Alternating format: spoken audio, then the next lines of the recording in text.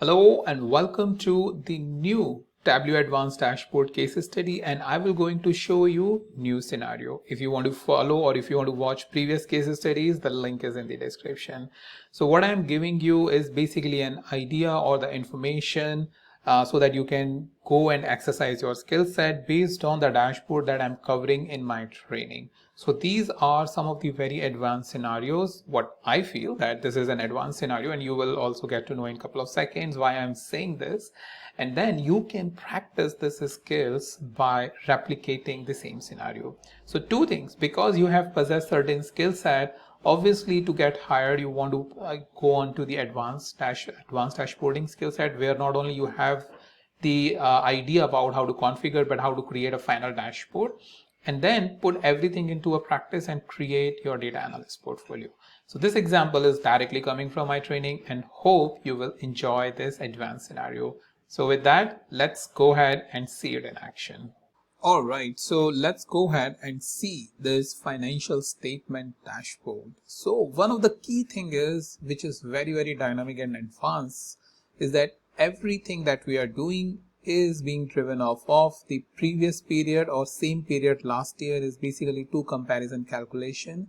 So for same period last year, we want to look at by year, we want to look at by quarter, or we want to look at by month, right? So these are the parameters which are going in and giving the power in the hand of the end user as to what period you want to look at. You want to just look at the previous period. You look at the previous period, and then your previous period is month, quarter, year, or same period last year, right? So now let's look at the KPI once we have the period understanding as to what are those time periods we have.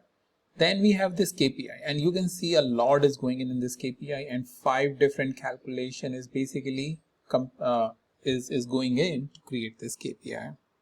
So here it shows that 27% is this, previous period is 27%. Now previous period is based on whatever you are selecting, month, quarter, or year, and even the previous period last year, and then the comparison up or down by this. So 0.0%, maybe in decimal value there is some value, that's why it is showing the indicator up. So this is a net income, this is the ROI, what is the ROI, whether it is going up or down, debt to income, whether it is going up or down. So these are all the financial statement KPIs. Operation OPEX to revenue KPI, comparison, and the value, the indicator, and then KPI liquidity. So like a liquidity ratio that you are having, what is the previous period, what is the comparison. Now comes a very advanced chart. What I feel is going to create, wow factor. Like it created a wow factor in my mind when I first started looking at it. So this is where you have the waterfall income statement as to you have total revenue, COGS, gross margin, OPEX. All of these are measures, not dimension. And in this dashboard, and I don't know, it basically someone sent me, or I found it when I was looking for some inspiration around the dashboard. I could not really figure it out from where I have basically found this dashboard, but it's like during my search when I look for some inspiration around as to based on the topic, I found this. But this really wowed me as to what are the different configuration that is going on, and how we can really go ahead and replicate this so that I can give a training based on this. So this is something very difficult and very complex. I would say one of the very complex scenarios with which you get a complete control over how do you want to view the data. It not only shows the current value but also show the comparison value. Similarly, this is more of a income statement number, and then you have a bar that is based on the selection. Whatever selection you are doing it over here, the value over here will change accordingly. Similarly, balance sheet bar chart is here. Same way waterfall chart is present, and we can then configure it. Balance sheet, right? And then the balance sheet number based on whatever we are selecting from that Gantt chart, and then finally the bar chart based on the company information.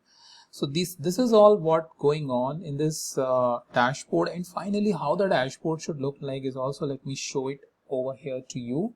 So you can see that all of these KPIs are very amazingly present over here. I mean, I really like the very clean layout.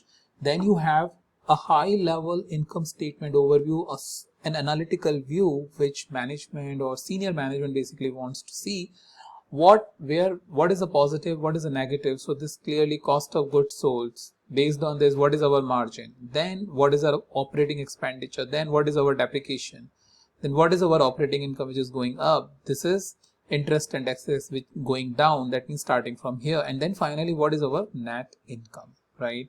So that is what I have shown, or something I want you to recreate. And this, I believe, if you are able to recreate it, that will going to take your skills to a completely next level. That means you can produce pretty much the way you want visualization based on existing, not like a circle or anything, but at least based on what is currently available, as to showing the KPIs like this, showing the flow like this, and then based on whatever we are selecting is getting highlighted and the value is changing over here. Similarly, whatever we are selecting, value is changing over here. And not just this, but over here, if you see, if I select, this is a time period, year, I want to select month, this will all change by month. If I select year, it will change to year. If I select quarter, it will show quarter comparison. And this is where your dates are also present. What is the current period date? What is the previous period date? So very, very interesting, very, very amazing scenario. I want you to practice it, and I cover it in my training for those who wants to learn this step by step and create a dashboard like this.